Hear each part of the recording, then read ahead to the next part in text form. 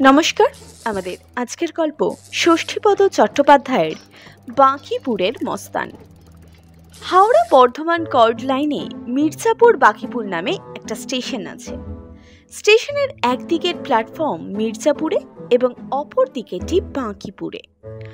অনেকদিন আগেকার কথা, বাঁকিপুরের এক মেছুনি মির্জাপুরের হাটে যেত মাছ বিক্রি করতে। তখন এসব জায়গা ছিল ঘন বন জঙ্গলে ভরা। মেছুনির নাম নিস্তারিণী। খুব দুর্দান্ত মহিলা এবং অসম সাহসী বলে ব্যাপক পরিচিতি ছিল তার। একা একা রাতভর দূর দূরান্তে যাওয়াটা তার কাছে কোনো ব্যাপারই ছিল না। তা হাট থেকে ফিরতে নিস্তারিণীর একটু রাত হয়ে যেত।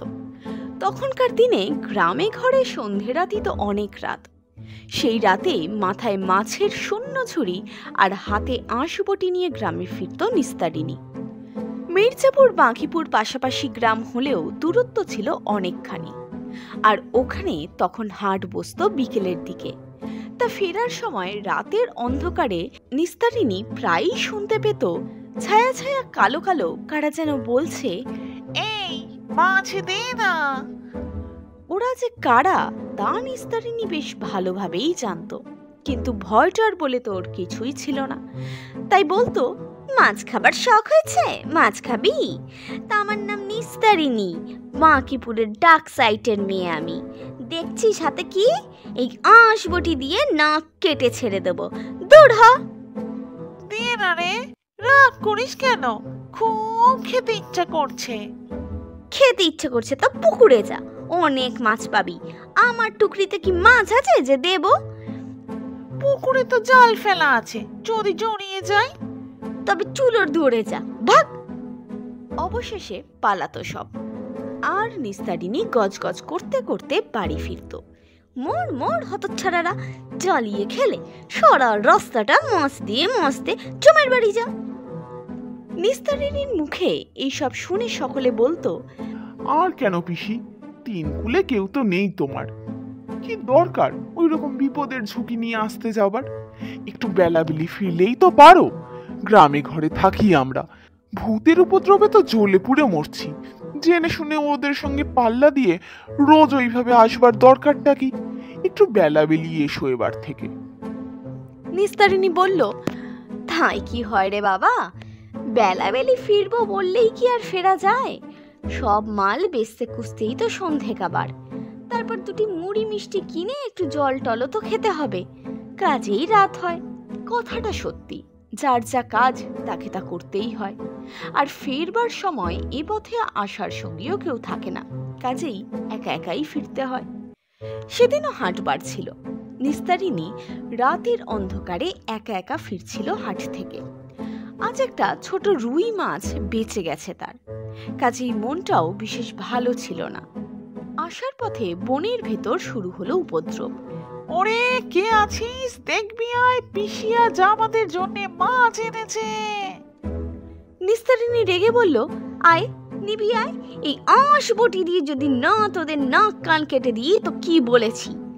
কিন্তু বললে কি হবে, কে কার কথা শোনে? চারদিক থেকে সবাই এসে ছেকে ধরল নিস্তারিণীকে। সবাই একজোট হয়ে বলল, আজ আর তোকে ছাড়ছি না পিসি, রোজ ফাঁকি দিয়ে চলে যাস, আজ তোকে মাছ দিতেই হবে। নিস্তারিণী বলল, দিতে তো কোনো আপত্তি নেই, তবে তোরা যে ভারী বদ, তোদের হাতে মাছ দিলেই তো তোরা আমাকে মেরে ফেলবি। না না, মারবো না, ভয় নেই। ঠিক বলছিস? হ্যাঁ ঠিক বলছি, মাছ দে। তাহলে একটু এগিয়ে গিয়ে ওইখানটায় দাঁড়া। বলা মাত্রই অশরীরী ছায়াগুলো এগিয়ে গিয়ে সেখানেই দাঁড়ালো।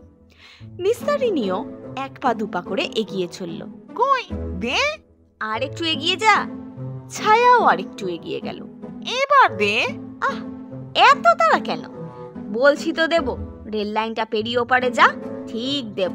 ঠিক দিবি তো? তুই কিন্তু অনেকক্ষণ থেকেই দেব দেব করছিস, কিন্তু দিচ্ছিস না। আরে এবার ঠিক দেব। ছায়াগুলো এবার লাইন পেরিয়ে বাঁকিপুরের জঙ্গলে গিয়ে ঢুকলো। নিস্তারিণীও লাইন পার হয়ে এপারে এলো। এইভাবে জঙ্গলের ভেতর দিয়ে সুড়িপথ পেয়ে খানিকটা যেতে পারলে গ্রামে গিয়ে পৌঁছাবে। অতএব আর একটু যদি ভুলিয়ে ভালিয়ে নিয়ে যাওয়া যায় ওদের, তাহলেই চেঁচামেচি করে লোকজনকে ডেকে তাড়ানো যাবে এবারের মতো। কিন্তু না, নিস্তারিণী যা ভাবলো তা হলো না, আর যাওয়া গেল না।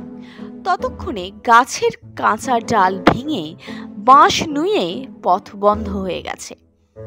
নিস্তারিণী বলল, এ কি, এইভাবে পথ আটকালি কেন? বনের ভেতরে সাপ খোপ কোথায় কি আছে, তোদের কি কাণ্ড জ্ঞান নেই? তার চেয়ে আমার বাড়িতে চল, ভালো করে মাছ রেঁধে খাওয়াবো তোদের। অমনি উত্তর এলো, আমরা রান্না মাছ খাই না পিসি, তুই মাছ এইখানেই দে। যদি না দিস তো জেনে রাখিস আজই তোর শেষ রাত। নিস্তারিণী বুঝলো আজ সত্যি তার নিস্তার নেই, কেননা যেভাবে মরণ ফাঁদে আটকেছে ওরা, তাতে এই ঘেরাটোপ থেকে কোনো মতেই প্রাণ নিয়ে পালাতে পারবে না সে। আজ ভূতের হাতেই মরতে হবে তাকে। নিস্তারিণী তখন হঠাৎ একটু চেঁচিয়ে বলতে লাগলো, চারিদিকে এত ভূত, কিন্তু আমাদের এই বাঁকিপুরে কি কোথাও কেউ মরে ভূত হয় নেই গো? আমি একজন অসহায় স্ত্রীলোক, মির্জাপুরের ছেঁচড় ভূতগুলো এসে আমাকে একা পেয়ে বাঁকিপুরের মাটিতে দাঁড়িয়ে ভয় দেখাচ্ছে, আর তোমরা বাবারা এটাকে মেনে নেবে? তোমরা কি কেউ আমাকে সাহায্য করবে না? এটা তো তোমাদেরও মান ইজ্জতের ব্যাপার। তোমরা থাকতে আমি বিয়ে ঘরে মরবো। সঙ্গে সঙ্গেই হই হই করে উঠল কারা। কে কে নাকি আমাদের, কে গো? আমি বাঁকিপুরের নিস্তারিণী। এই দেখো না বাবারা, মির্জাপুরের ছেঁচড়া ভূতগুলো এসে আমাকে কিরকম জ্বালাতন করছে। ও, আমাদের নিস্তার পিসি তোমাকে ভয় দেখাচ্ছে মির্জাপুরের ভূতেরা? দাঁড়াও, মজা দেখাচ্ছি। বলেই বাঁকিপুরের ভূতেরা অন্ধকার থেকে বেরিয়ে এসে মির্জাপুরের ভূতেদের ওপর ঝাঁপিয়ে পড়ল। সে এক রীতিমতো খণ্ডযুদ্ধ। বাঁকিপুরের ভূতেরা বললে, চালাকি পেয়েছিস তোরা? বেপাড়ার ভূত এই পাড়ায় এসেছিস রংবাজি করতে? আমরা কোনোদিন ভুলেও পিসিকে ভয় দেখাইনি, আর তোদের এত সাহস যে আমাদের পিসিকে তোরা ভয় দেখাস? ভূত ভূতের মতো থাকবি, মানুষের পিছনে লাগা কিরে? আর কোনোদিন যদি তল্লাটে তোদের দেখেছি তো মেরে হাড় গুঁড়িয়ে দেব। তোদের চেয়েও সংখ্যায় আমরা অনেক বেশি। আমরা যদি সবাই গিয়ে এবার দলে দলে তোদের মির্জাপুরে ঢুকি, তো এই অঞ্চল ছেড়ে পালাতে পথ পাবি না, বুঝলি? বলার সঙ্গে সঙ্গেই তো মির্জাপুরের ভূতেরা দৌড় দৌড় দৌড়। বাঁকিপুরের ভূতেরা বলল, না নিস্তার পিসি, এবার তুমি নিশ্চিন্ত মনে ঘরে যেতে পারো।